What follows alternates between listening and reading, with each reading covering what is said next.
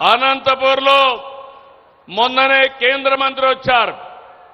5th generation fighter jet, latest fighter జెట్లు పుట్టపర్తిలో తయారవబోతున్నాయి. వేరే దేశాల్లో ఎవరైనా మన దేశానికి చెడు చేయాలని ఆలోచిస్తే వాళ్ళ మీద యుద్ధం చేయడానికి తయారయ్యే జట్లకు కేంద్రం మన రాయలసీమని మరొకసారి మీకు విజ్ఞప్తి చేస్తున్నాం.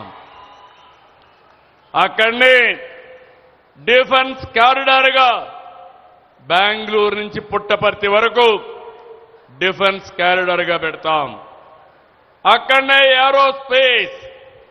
ఈరోజు మనం విమానాలు వాడుతున్నాం. విమానాలు తయారు చేయడానికి భారతదేశంలో ఎక్కడా ఎక్కువగా లేవు.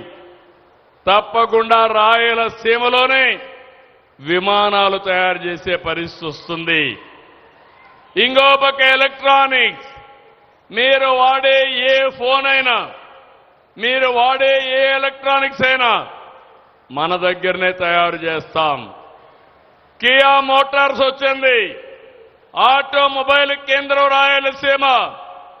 సిమెంట్ ఇక్కడే ఉత్పత్తి అవుతుంది, ఇక్కడే స్టీల్ ఉత్పత్తి అవుతుంది, ఇక్కడే ఎండతో కరెంటు తయారు చేసి సోలార్ గాని గాలితో తయారు చేసి మరమగ్గాలు గాని, ఇవి కాకుండా ప్రాజెక్టు నుంచి పంపుడు స్టోరేజ్తో కరెంటు ఉత్పత్తి చేయడం రాయలసీమ కేంద్రంగా తయారవుతుందని మీ అందరికీ హామీ ఇస్తున్నా. మీరు ఒక్కసారి గుర్తుపెట్టుకోవాలి, ఒకప్పుడు కరెంట్ ఎక్కడి నుంచి వస్తుందో తెలియదు. ఈరోజు మీ ఇంటి పైనే, మీ పొలంలోనే కరెంటు తయారు చేసుకునే పరిస్థితికి వచ్చామంటే అది ఎన్డీఏ ప్రభుత్వం చూపిస్తున్న చొరవ. అదే ఇక్కడ ఈ ప్రభుత్వం చేసే పని. దేశంలోనే అతి పెద్ద డ్రోన్ సిటీ ఓర్వకల్లో వస్తా ఉంది, కర్నూలులో వస్తా ఉంది. మీరు వ్యవసాయానికి కావాల్సిన డ్రోన్లు కానీ, యుద్ధానికి కావాల్సిన డ్రోన్స్ కానీ రెండు కూడా ఇక్కడి నుంచే తయారు చేస్తాం. అదే మరిగా ఇక్కడ ఈ నియోజకవర్గంలోనే మనం క్లియర్ చేశాం. డ్రోన్ అప్లికేషన్స్ అన్ని కూడా చేయడానికి ఇక్కడ ఒక పరిశ్రమ వస్తా ఉంది. దానికి రోడ్డు కావాలి, యాక్సెస్ లేదన్నారు. 10 కోట్లు కావాలంటే ఈ రోజు హామీ ఇస్తున్నా, ఆ 10 కోట్లేసి ఆ పరిశ్రమ ఈ నియోజకవర్గానికి తెచ్చే బాధ్యత మేము తీసుకుంటాం. ఓర్వకల్లు పారిశ్రామిక కేంద్రంగా తయారు చేస్తున్నాం. అక్కడ విమానాశ్రయం కూడా పెట్టాం.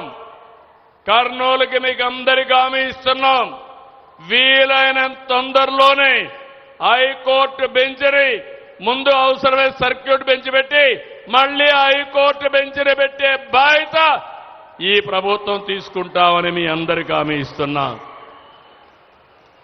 ఇంకొక పక్క కడపలో 2028కి ప్రారంభమయ్యే విధంగా స్టీల్ ప్లాంట్ తీసుకొస్తాం.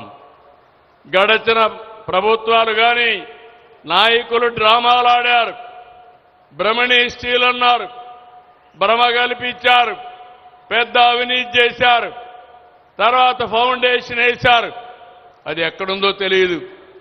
కానీ హామీ ఇస్తున్నా, 3వ తారీఖు పనులు ప్రారంభించి 2028కి రాయలసీమ స్టీల్ ఫ్యాక్టరీ తెచ్చే బాధ్యత ఈ ప్రభుత్వానికి మరొక్కసారి హామీ ఇస్తున్నా.